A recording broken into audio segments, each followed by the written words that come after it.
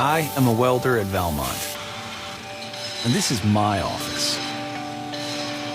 It's a little loud, and there's nowhere I'd rather be.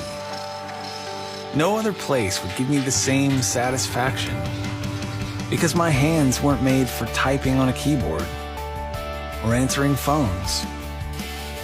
My hands were made to build, to create.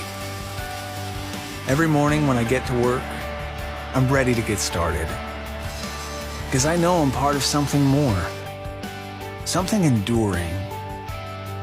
And I'm not alone. As a team, we build the products that light our streets, water our crops, connect our phones, and let us watch a ball game at night. The work I do matters, and it's something I take great pride in. At Valmont, I help shape the world I live in. The work I do makes a difference.